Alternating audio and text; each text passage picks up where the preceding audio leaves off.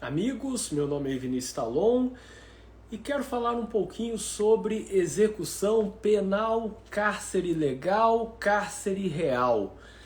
Vejam, são temas bem interessantes e que eu acho que podem trazer alguma novidade, alguma visão nova, portanto, para vocês. Como sempre, eu não avisei que eu faria essa live, então eu peço a vocês que, se estiverem pelo Instagram ao vivo, cliquem ali no aviãozinho e enviem para outras pessoas, para que assim elas também possam saber que estou fazendo essa live. Isso vai me ajudar bastante. Esse é o pagamento que eu peço a vocês. Compartilhem essa live para outras pessoas, chamem aqui pelo aviãozinho, é só enviar e, enfim, sair clicando no nome das pessoas. Eu quero agradecer a vocês que estão aqui nesse horário, porque não é muito comum as pessoas estarem pensando em execução penal, em direito penal, nesse horário, tão tarde assim.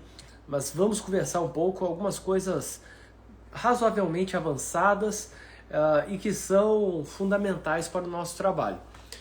Vejam, execução penal, cárcere legal e cárcere real. Como vocês sabem, a execução penal é uma etapa da persecução penal como um todo, se você considerar em um sentido muito amplo, exageradamente amplo, que pega inquérito policial, fase pré-processual, processo penal, que é a fase processual, e execução penal, que é a fase posterior ao processo penal, mas de cumprimento daquilo que foi reconhecido na persecução penal, que é uma condenação ou uma absolvição imprópria também. Pode ser uma medida de segurança que vai se desenvolver após a decisão de um processo penal. A questão é que muitos não reconhecem de forma técnica ou desconhecem o conceito de cárcere real e também o conceito de cárcere legal. E isso é um problema porque falamos sobre isso diariamente. Todos falam sobre isso, mas não entram na questão exata sobre o nome. O que significa cárcere real? O que significa cárcere legal? Todo mundo fala sobre a diferença entre o que está na lei e o que está na prática. Isso não apenas na execução penal, mas todo mundo fala sobre essa diferença, mas não usando os termos exatos ou corretos, que na Espanha são, assim, tranquilamente utilizados, são pacificamente utilizados. O meu trabalho de conclusão lá na Universidade de Sevilha foi exatamente sobre isso, sobre ressocialização, cárcere real e cárcere legal. E é importante entender esses conceitos. O que está na lei é o cárcere legal, é o sistema penal, é a lei de execução penal no Brasil, é aquilo que está, portanto, instituído na legislação como modelo ideal, que também deveria ser o modelo real, mas não é. Na prática, acontecem coisas diferentes. E esse é o cárcere real. O cárcere real, portanto, é diferente do cárcere legal. Por quê? O cárcere real é o que acontece na realidade. A realidade do sistema prisional, um estado de coisas inconstitucional. E o cárcere legal é aquilo que está na lei, que não é respeitado, que infelizmente não é seguido na prática. Por erro dos juízes, por erro dos promotores, por desídia de advogados e defensores, ou erro também, por ausência de políticas públicas adequadas, por ausência de um poder executivo que cumpra aquilo que está na lei. Então, o cárcere real não é melhor que o cárcere legal. Essa é a questão. O cárcere legal funciona como um teto, como o auge, o máximo, inalcançável praticamente, e o cárcere real é sempre inferior ao cárcere legal. Ou seja, a realidade da execução penal é sempre pior do que aquilo que está na execução penal no âmbito legislativo, legislado, portanto. E isso daí é um grande problema, porque, como eu já falei algumas vezes, é como se a lei de execução penal funcionasse como uma tabela FIPE. Ah, eu quero vender um carro. Aí você olha lá na tabela FIPE, o carro vale 100 mil reais. Só que para vender você vende por 90, vende por 80. Então que porcaria de tabela é essa que serve só como um teto inalcançável? Ninguém alcança aquele teto lá, aquela porcaria daquele teto que é a tabela FIPE. Ninguém chega lá. Está sempre menos. É assim também com a lei de execução penal. A lei de execução penal quanto aos direitos é uma tabela FIPE. Ela não é alcançada. Então, tem que cumprir tal percentual para a progressão de regime. Não vai sair no dia que completar esse tempo. Tem que cumprir tal fração para o livramento condicional. Não vai sair quando alcançar aquela fração. Vai sair uma semana, um mês, 2 meses, 3 meses depois. Isso é a realidade prisional. A realidade prisional é entender que lá há pessoas mais doentes do que fora de lá. Então a proporção de doenças, e isso foi feita uma pesquisa muito interessante, salvo engano, do Banco Interamericano, acho que fez essa pesquisa definindo o seguinte: não há no sistema prisional uma política pública de saúde adequada, minimamente adequada, porque os níveis de algumas doenças são 100 vezes mais. Então, fora do sistema prisional tem tal número de pessoas doentes com tal doença. Lá o número é muito maior, a proporção é maior. Eu não estou falando números absolutos, claro, eu estou falando proporcionalmente. Então, fora do sistema prisional, de cada 100 pessoas, sei lá, X, vamos dizer, 2, 3 tem uma doença. Dentro do sistema prisional, 20 ou 30 tem aquela mesma doença a cada 100 pessoas.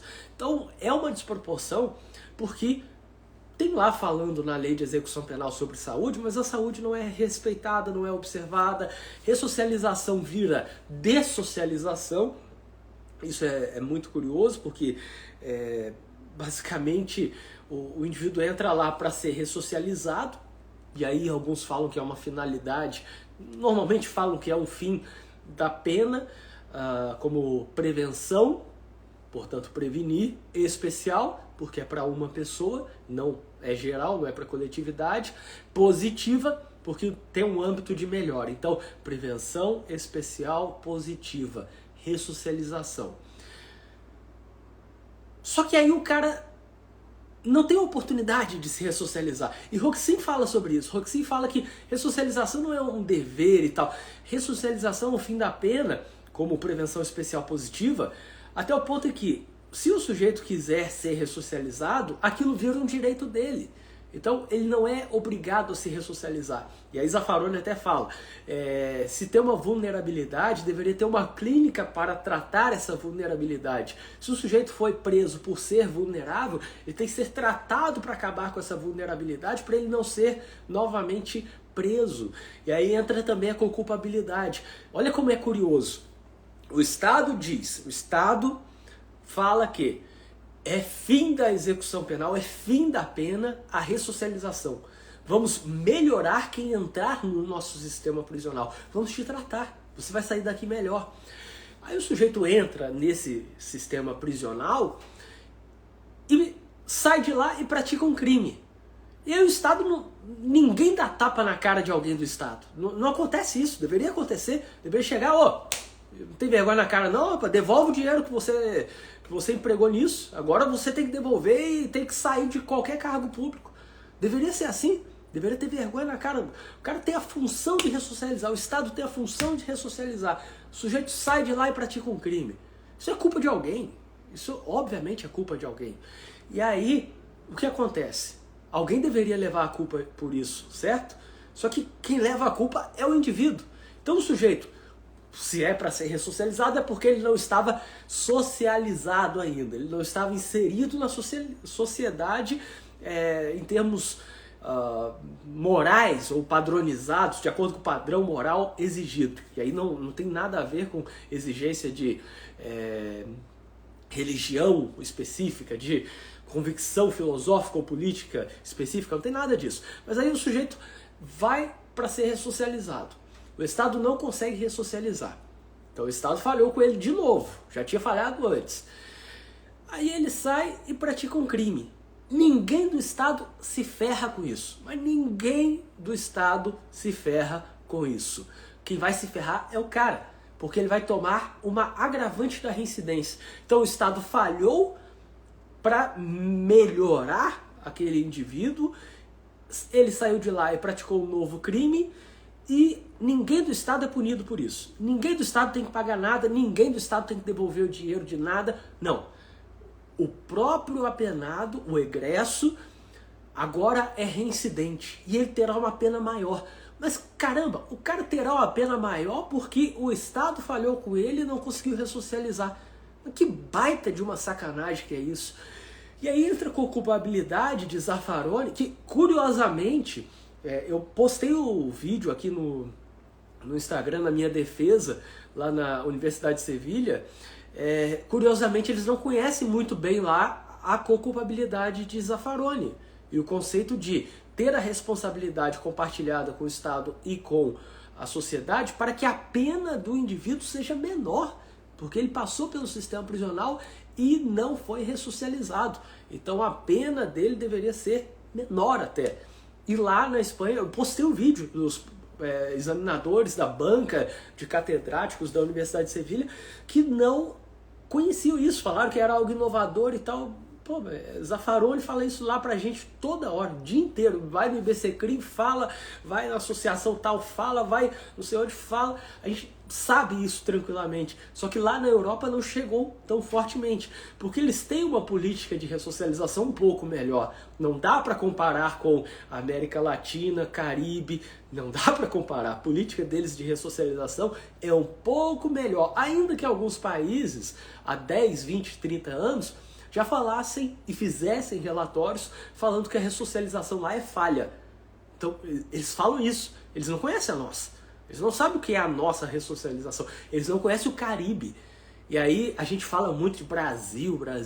Cara, tem coisa pior que o Brasil. No Caribe, o encarceramento em massa é pior, é mais vergonhoso, tem mais doenças, tem menos condições para uma vida minimamente digna dos presos. É pior do que aquilo que a gente tem aqui, muito pior.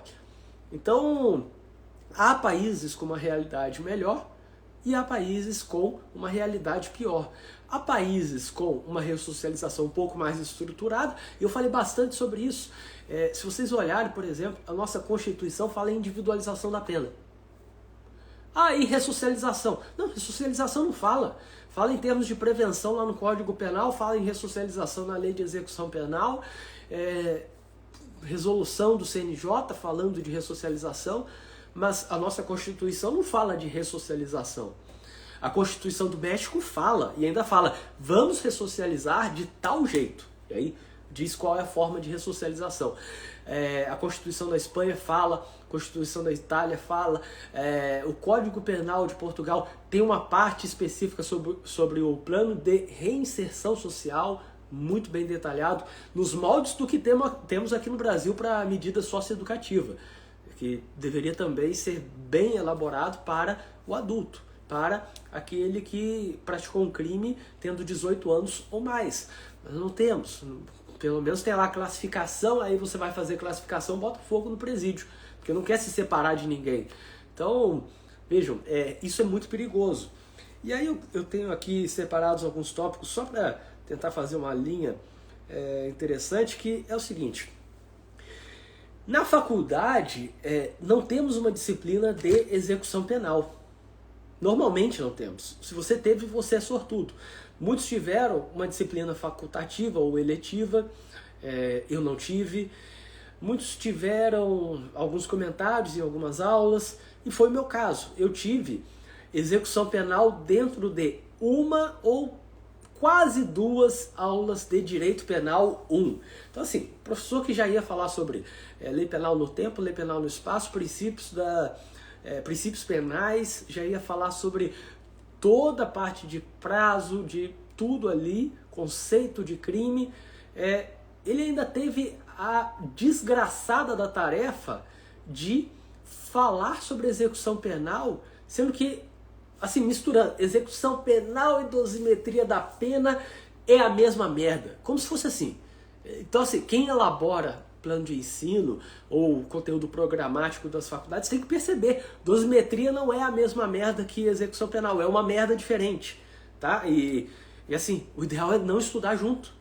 É não estudar junto, com todo respeito, mas uma coisa é você estudar dosimetria da pena, coisa que o juiz do processo vai fazer na hora de condenar.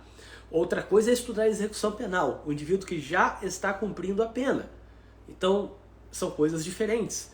E aí, vou falar rapidamente regime tal, progressão, livramento, e vamos falar de atenuante agora. Mas, caramba, isso dá quebra a cabeça do sujeito, porque quando você vai falar de execução penal, você já pressupõe que tem uma pena, com um regime inicial definido, com um número definido, muito bem definido, por sinal, com tudo perfeito. É pena privativa de liberdade ou foi substituída por restritiva de direitos, não como primária, mas como substituição de fato, podendo ser convertida em pena privativa de liberdade se descumprir de forma injustificada, e aí o certo seria intimar, né, para fazer uma audiência, ouvir o cara se ele descumpriu ou não, né, enfim, para ver se ele descumpriu, se foi injustificado, mas enfim, bola para frente.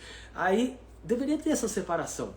Não é falar de execução penal no meio de direito penal, quando o cara nem sabe ainda, pior, direito penal 1 ainda, quando o cara não sabe pena em abstrato dos crimes. Então, assim, não sabe qual é a pena do crime de homicídio, não sabe qual é a pena do crime de roubo, não sabe qual é a pena do crime de tráfico de drogas.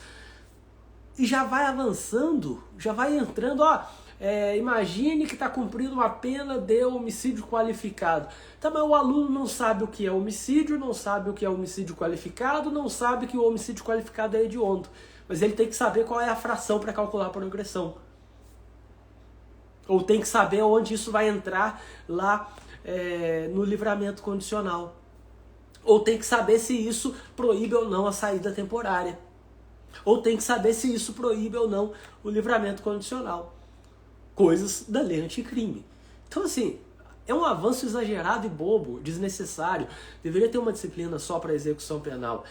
E aí eu me lembro que quando eu tive aula sobre execução penal dentro de direito penal, o professor, ele era um defensor público aposentado. E ele, assim, bigode dele, ele parecia o Leôncio. Parecia o Leôncio, bigodão. Assim, ele falava, o bigode fazia assim, ó. É a coisa mais incrível do mundo. Falava, o bigode fazia assim. E aí, igual o Leôncio, igual.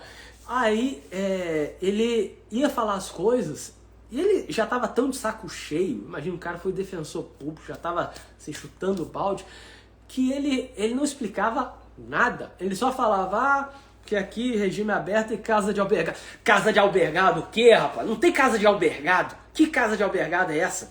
Para, né? Casa de albergado e tal. Porque não sei o quê. Aí saída temporária. Que saída temporária? O cara tá preso lá, ninguém solta ele não. Não sei o quê. E aí a remissão pelo estudo. Remissão pelo estudo. Quem vai lá ensinar ele? E aí não deixa ele sair também porque não tem vigilância, não tem como vigiar o preso, estudar fora do estabelecimento prisional, e lá dentro também eles não deixam estudar, e não dá, e não sei o que e tal, que não sei o que. Ele era tudo assim, ele não falava nada, remissão por estudo, a contagem e tal. Não, que remissão por estudo? Assim, uma agressividade do cacete. Então assim, só faltava falar remissão pelo estudo. Que remissão pelo estudo de cu é rola? Só faltava isso, que é uma expressão que serve para 99% das coisas. E aí, eu ia vendo aquilo e pensava, cara, não pode ser tão ruim assim. Ele tá de sacanagem, né? Ele deve estar exagerando aí, ele já tava velhinho e tal, tá de saco cheio de tudo já. Então, assim, eu fui ver como era a realidade e eu vi que era pior. Que ele mentiu, porque ele falou menos do que deveria, que era muito pior. A execução penal é uma desgraça. Tem gente aí cumprindo pena 2 vezes porque não teve um jumento para ir lá pedir a detração dele. Não fizeram detração. Ah, detração na sentença não vale nada. Ah, só para definir regime inicial, mesmo assim, de tal jeito, e não sei o que, e não serve para mais nada. Ah, remissão na execução penal. Alguém esqueceu. Ah, ficou preocupado com progressão, livramento, esqueceu da remissão, da detração, prescrição da pretensão executiva. Ninguém nem calcula, todo mundo conta com a sorte. Deve estar certo. Se o cara tá preso, deve estar certo. Tá, mas você contou a prescrição da pretensão executiva? Não. Você sabe de onde você vai partir, o que você vai considerar, se considera ou não a detração na prescrição da pretensão executiva, qual é o marco, sabe isso daí? Não sei não. Vou ter que estudar. Vou ter que estudar. E aí, o cara tá lá, pode estar lá cumprindo uma pena porque não teve uma pessoa para olhar aquilo ali, para estudar, para saber. Ah, vou fazer. Vai que tá errado. É igual confiar na guia de recolhimento. A guia de recolhimento deve estar certa. Sim, deve estar certa, sim. Vai acreditando para você ver. Eu me lembro até hoje.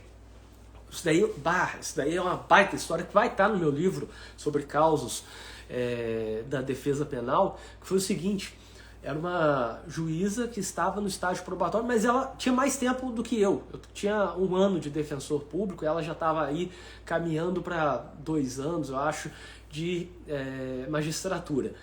E aí, um dia, eu estou na sede da Defensoria Pública, ela era no fórum, e aí só vejo o telefone tocando. Aí ela: Vinícius, fulana, chega aqui rápido, preciso falar com você, tô com um problema sério. Mas vem na moita, vem, assim, não chama atenção. Meu Deus do céu, o que aconteceu agora, velho? O que aconteceu? Eu tinha acabado de chegar na comarca, assim, tinha menos de uma semana, eu acho, menos de uma semana na comarca. E já conhecia, assim, mais ou menos, a gente se falava por causa de 1 ou 2 audiências que já tinha feito ali. E aí eu, vou lá. Aí fui no gabinete, chego lá no gabinete, tá ela, tá o escrivão assim, preocupado e tal, cabeça baixa e tal. Aí ela falou assim: Vinícius, você que dá aula, essas coisas aí, assim, eu não tô exagerando, você que dá aula dessas coisas aí, de direito penal, deu um problema aqui, a gente foi ver hoje. Que problema? O que aconteceu? Quem foi preso aí? Ela: não, foi o seguinte, na hora de cadastrarem as guias, só estavam botando que era crime hediondo se a sentença dissesse que era hediondo. E aí a sentença nunca dizia que era hediondo, porque eu entendi que não precisava botar que era hediondo. Tá na lei? E aí o pessoal do cartório cadastrou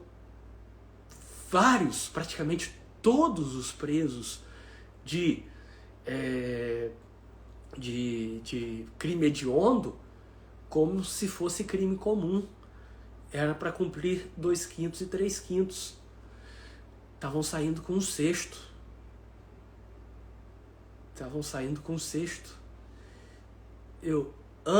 Muitos?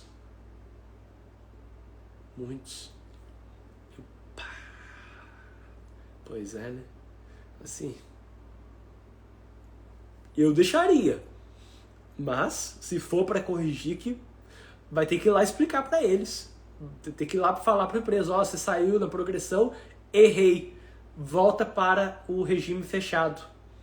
Vai ter que ir lá dar um alô para eles e falar. Uma palestra, despachar com cada um. Não tem aquele negócio que nós todos aqui, juiz, promotor, defensor, tem que ir lá para falar com os presos uma vez ao mês e tal. Então, vai ter que ir lá. E aí o escrivão: mas isso daí não é assim mesmo? Que só é hediondo se a lei falar que é hediondo? Que só é hediondo se a sentença falar que é hediondo? E tentando se salvar. Não, é critério legal. Isso daí é critério legal, não tem jeito, velho. Assim, a lei fala que é hediondo mesmo que a sentença fala que não é hediondo, que é um unicórnio voador. Pode chamar desse nome assim, que continua sendo hediondo. Puta que pariu. Aí, assim, bateu aquela tristeza. E ela falou assim: você acha que vai dar problema? assim, o problema pior vai ser explicar para os presos, para os advogados, para a corregedoria, vai ser explicar para todo mundo, porque não devia acontecer isso. Assim, bater o olho é homicídio qualificado naquela época, cara, é 2/5 ou 3/5, um sexto não entra, né? Não dá? Pois é. Então tá, vamos ver aqui o que eu vou fazer. E aí, assim, foi um parto. Mas assim, não foi um parto normal, foi um parto de uma formiguinha parindo um elefante. Foi um baita parto. Então, deu um baita trabalho, por quê? Porque, velho, esse é o cárcere real. O cárcere real, a pessoa vai cadastrar errado na guia.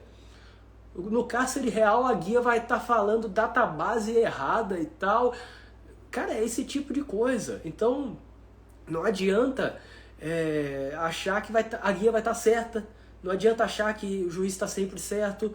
Não adianta, não adianta. É igual reconhecimento de exame criminológico. Fazer exame criminológico para progressão. Cara, não está na lei. Simplesmente não está na lei. Isso daí foi revogado. E não está na lei e mandam fazer e tem súmula falando que pode fazer. E está errado. Vai continuar errado. Porque é só olhar a lei. E aí, a tabela FIP, que é a Lei de Execução Penal, é tabela FIP só como teto de teto de direitos. Agora, quando se fala em falta grave, é piso. Ah, fulano, o preso saiu lá, saída temporária, voltou com o celular enfiado na bunda. Não, é falta grave e regressão de regime, alteração de database e perde até 1/3 dos dias remidos. Até 1/3 o cacete. Diz aí quantas decisões que vocês viram que não era 1/3 cravadinho. Pô, eu vi uma decisão na minha vida inteira de 1/10. Eu devo ter visto algumas de 1/6, 1/5, 1/4. Agora, o resto é tudo 1/3.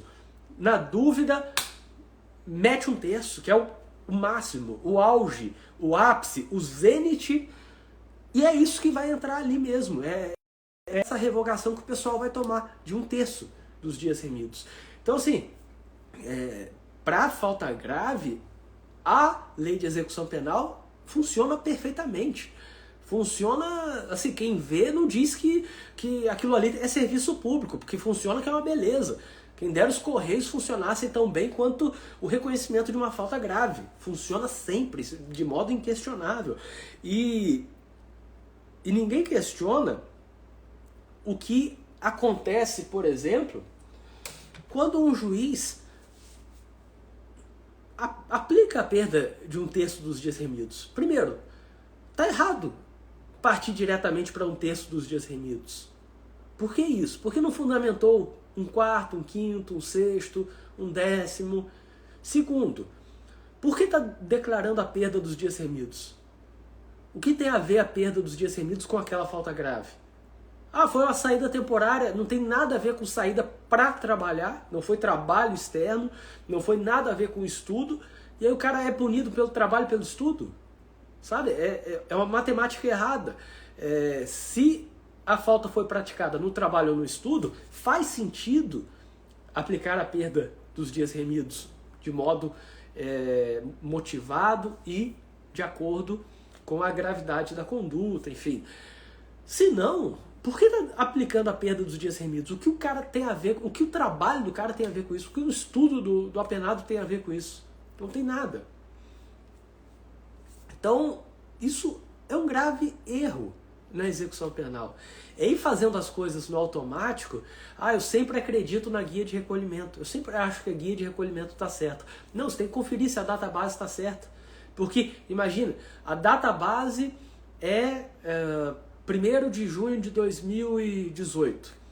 Só que tinha um agravo lá, na gaveta, lá no tribunal, e agora saiu a decisão do agravo. E anularam aquela falta grave. E entenderam que não era falta grave. Ou entenderam que não se aplica a perda, que não se aplica a alteração da database. E aí, aquela database que está lá já não vale mais, alguém tem que ver aquilo. Alguém tem que tirar aquela database e botar a database anterior, se não aparecer nada novo, se não tiver uma nova falta, uma fuga, qualquer coisa, uma progressão. Então, é olhar e revisar sempre. Eu, sinceramente, eu me preocupo muito com a execução penal. Eu já pensei assim, em trabalhar só com a execução penal para o resto da minha vida, porque parece ser o lugar em que as pessoas estão mais desamparadas. Carnelucci falava isso, que assim, para alguns o pobre é o maior desgraçado, o enfermo é o maior desgraçado. Para Carnelucci era o preso, que não tem desgraça maior do que estar preso.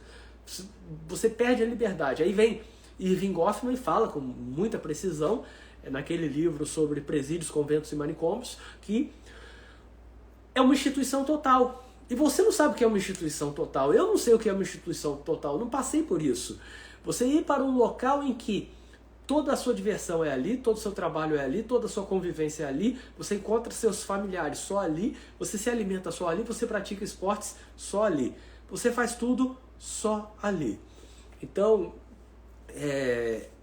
isso é preocupante, uma instituição total em que as pessoas estarão com outras pessoas com as quais não possuíam laços anteriores, não escolheram estar, por um tempo, cumprindo pena. Como que o cara não vai ficar louco nesse ambiente? Como que ele não vai sair dali pior? A ressocialização, ele sai dali dessocializado e não ressocializado. E aí, todo tipo de proposta para tentar pensar em algum esquema para fazer cumprir uma pena de forma a incomodar menos a sociedade, como vem o Panóptico de Jeremy Bentham, que é um livro muito interessante, fugiu o nome da editora aqui agora, mas eu já postei esse livro várias vezes, que são cartas de Bentham, falando sobre esse projeto, que na verdade não é um projeto nem dele, assim, partiu do irmão a ideia, o irmão, o primo, salvo engano foi o irmão, que é um projeto que não é de direito, é um projeto arquitetônico. Faz aí um prédio assim e tal, 2 andares, e aí o vigia fica no meio, de um jeito que ele consiga ver o andar de cima, o andar de baixo, no meio, aí um sino, aí tem saída de iluminação, qualquer movimento dá para ver pelo reflexo. Isso daí é arquitetura. E tem agora fugiu, mas tem não sei se é um trabalho de conclusão ou se é uma dissertação de mestrado sobre exatamente isso. Não sei se é um TCC ou uma dissertação sobre o projeto arquitetônico do Panóptico de Jeremy Bentham, que, enfim, é um absurdo. Falaram aqui agora sobre Michel Foucault. Vejam, Michel Foucault, no início do livro Vigiar e Punir, vocês podem ir soltando aí que eu tenho tudo na cabeça aqui, eu não tenho nem olhando nada, eu só vou soltando aqui para vocês.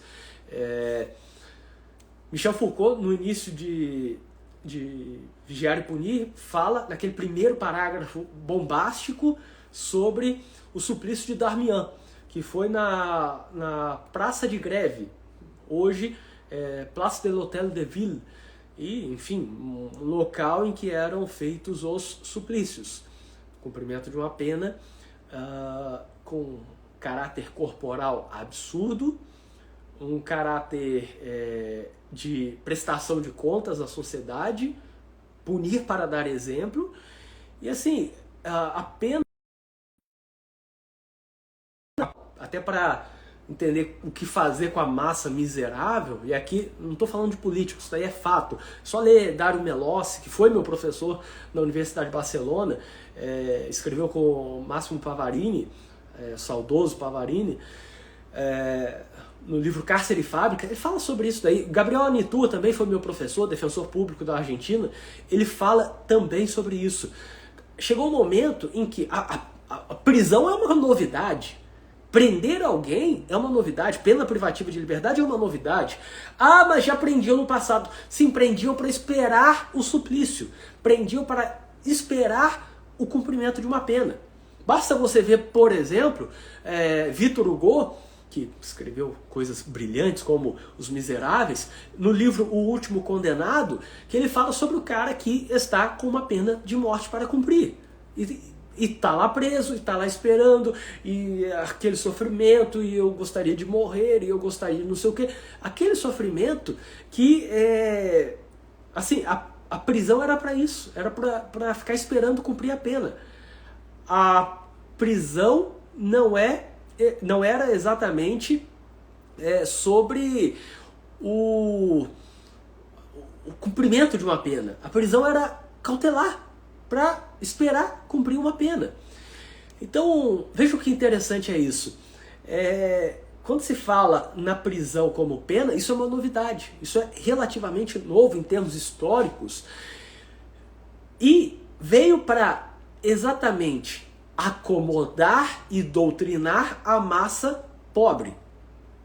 A massa pobre. Então, o ferrado, que não consegue se encaixar no mercado de trabalho, o bêbado, o miserável, o vadio e tal, ia preso. E aí lá no presídio, botava ele para trabalhar. Naquelas casas, botava ele para trabalhar. Botava ele para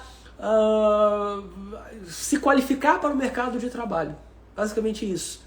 Então lá era um local para isso. Não deu certo no mercado de trabalho, vai preso para voltar para o mercado de trabalho depois, talvez, se conseguir. Então, aí a pena privativa de liberdade foi surgindo exatamente para isso, para acomodar a massa miserável, e é uma novidade, é algo relativamente novo. Aí foram entrando as suas finalidades, no meio de tudo isso foram entrando suas novidades, como, por exemplo, falar em ressocializar. Eu não estou nem falando de correcionalismo penal. Correcionalismo penal é uma coisa. Correcionalismo penal, defender que o sujeito tem que ficar preso ou cumprindo uma pena por tempo indeterminado, de modo muito semelhante ao que a gente tem com a medida de segurança, que tem prazo mínimo, mas não tem prazo máximo na lei, a não ser o entendimento jurisprudencial. E aí, vários entendimentos, a Ada tinha um entendimento muito interessante, vários entendimentos sobre ser a duração máxima, ser a duração de acordo com a dosimetria da pena, que é o que eu defendo. Então, por exemplo, tráfico de drogas, se for cumprir uma medida de segurança, 5 a 15, pode cumprir por até 15. Negativo, eu entendo que deveria calcular como se fosse uma dosimetria da pena para a medida de segurança. E aí talvez vai pegar 6, vai pegar 5,5, alguma coisa assim. Por que tem que pegar o máximo? Se ninguém pega a pena máxima, aí na medida de segurança o máximo será o equivalente à pena máxima. Mas bonitinho você, hein? Que bela matemática é essa, sacana pra caramba. Não, deveria ser uma dosimetria da pena para medida de segurança, uma dosimetria da medida de segurança, como se fosse com os critérios da pena para servir de tempo máximo para sua duração, sabendo que pode acabar antes, de acordo com uma duração mínima,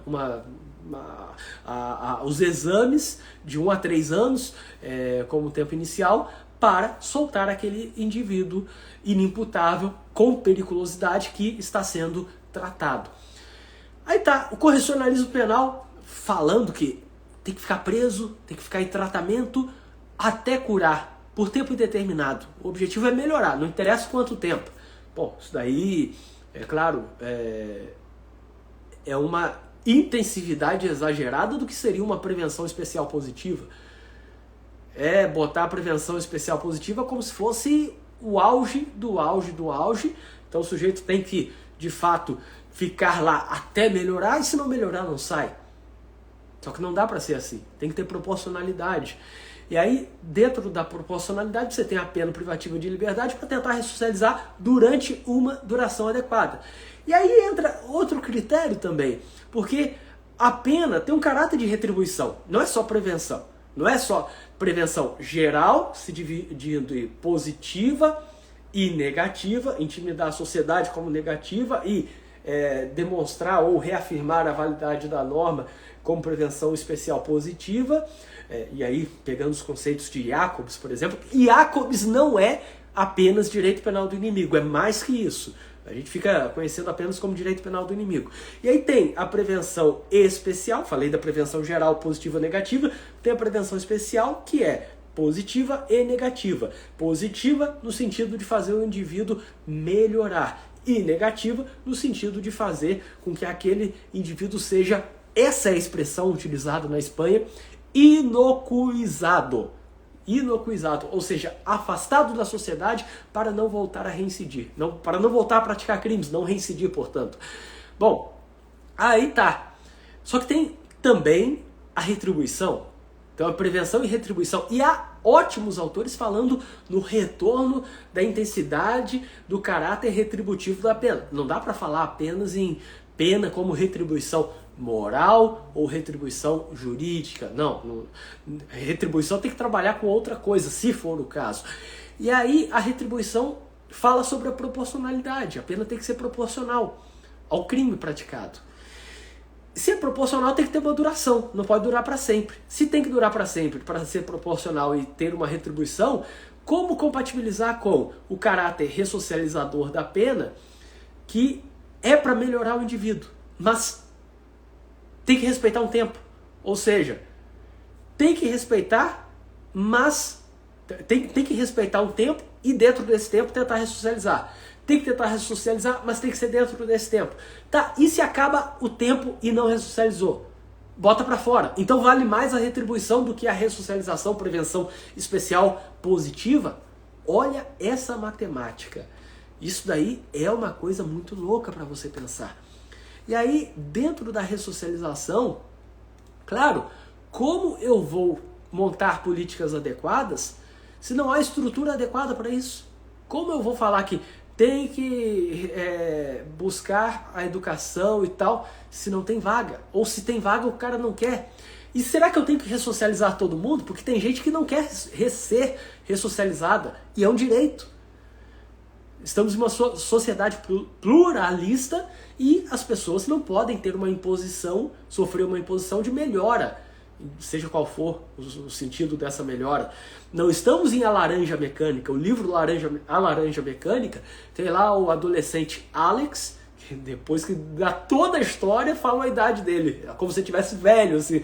Não, tá novo ainda. Tem lá o adolescente Alex que passa por um procedimento de ressocialização forçada, botando lá o troço assim, aquela cena que vocês já viram no Pernalonga, por exemplo. É paródia do livro A Laranja Mecânica.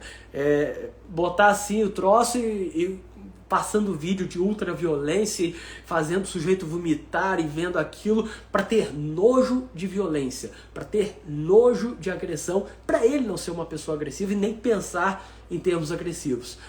Aí o livro Laranja Mecânica é uma espécie de ressocialização forçadíssima, imposta como meio de soltar. Foi ressocializado? Solta. Só que aí vai surgindo um monte de coisa ali e consegue observar que, na real, foi ruim forçar a ressocialização. E aí o cara que vai ajudar...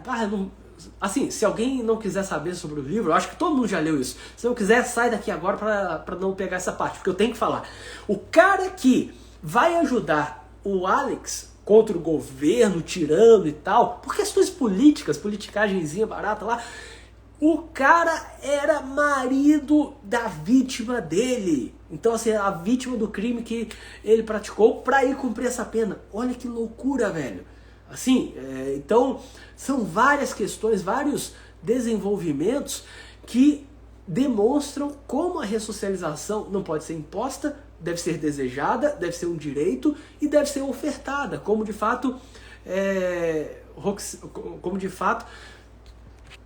só um segundo aqui, pronto, como de fato, desativei os comentários aí, porque tem alguém enchendo o saco e eu não tô com paciência aqui, a essa hora, dando conteúdo gratuito, ter que ficar lendo 500 comentários da mesma pessoa enchendo o saco, deu? Então, assim, Roxin fala que é um direito se o sujeito quiser, não é um dever. Você quer ser ressocializado, então você tem esse direito. Você tem o direito à ressocialização. E o Estado tem que te ofertar esse direito, podendo você exigir do Estado a ressocialização. É basicamente isso. E aí, olha como o desenvolvimento da ressocialização vai gerando impactos. Gera impacto para a sociedade, porque o indivíduo vai sair, e todo mundo já ouviu aquela história, se ele for tratado como um animal dentro do sistema prisional, vai sair mordendo. Só que o problema no cárcere legal temos a ressocialização fofinha. Os ursinhos carinhosos vão lá para ressocializar o indivíduo. No cárcere real, não tem ressocialização nem fofinha, não tem nenhum tipo de ressocialização. Não tem nada, não vai ninguém lá ressocializar, melhorar, ajudar, não. tem algum tipo de desenvolvimento, um projetinho de leitura ali, e aí tem que fazer uma resenha e não considerei porque não serve, esse livro não dá e tal, tem outra coisa ali e deu, e corta, e não é ressocializado. Então a sociedade vai ter esse impacto. Deveria a sociedade ter interesse na ressocialização, por exemplo, por meio do Conselho da Comunidade, que em muitas comarcas nem tem, apesar de ser obrigatório pela lei.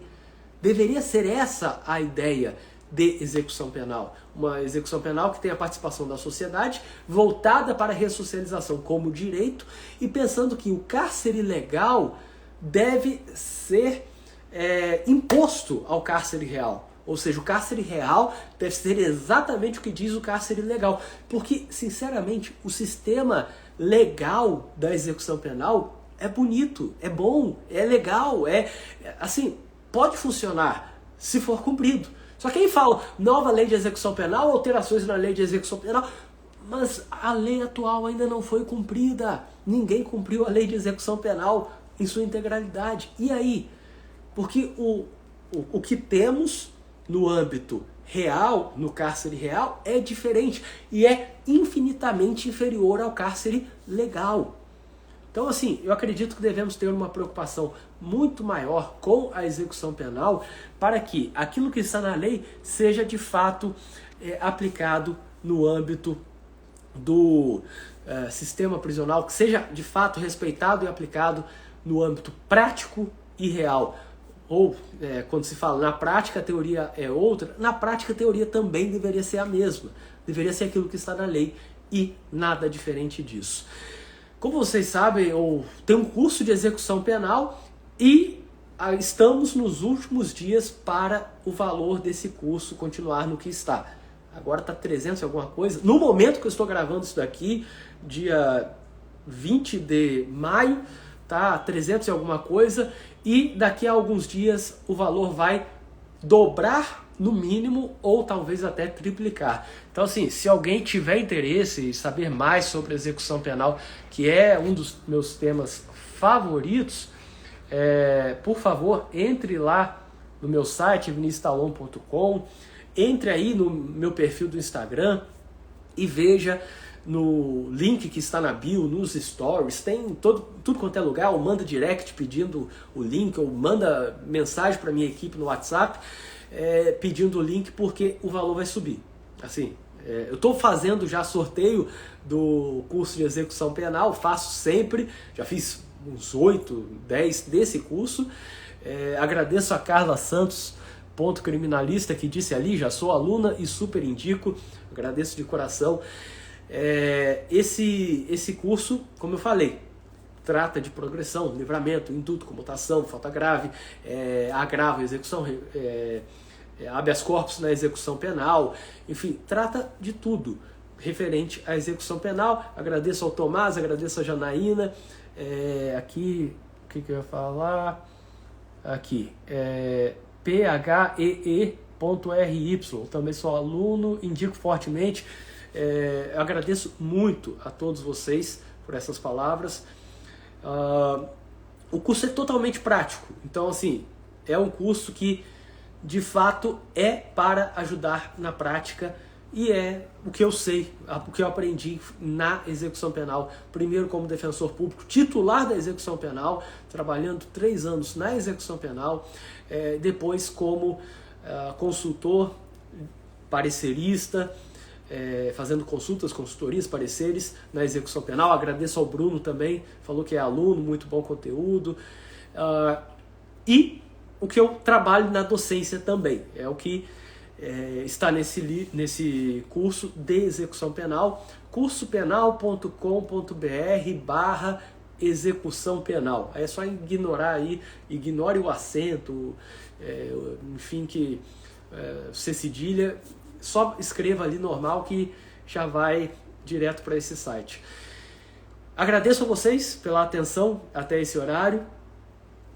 Faremos novas lives pouquíssimo tempo, sempre de surpresa, então ative as notificações. Se você estiver no YouTube vendo a gravação, compartilhe, por favor, envie para outras pessoas, que esse é meu pagamento, esse é o agradecimento que eu peço a vocês, é compartilhar para outras pessoas, porque isso me motiva a fazer muito mais. Então, por favor, façam isso, compartilhem. Ative as notificações, que aí vocês saberão sempre que for lançado um vídeo novo no YouTube ou alguma live aqui no Instagram. Enfim, muito obrigado, excelente noite, excelente final de semana, vamos com tudo e até a próxima!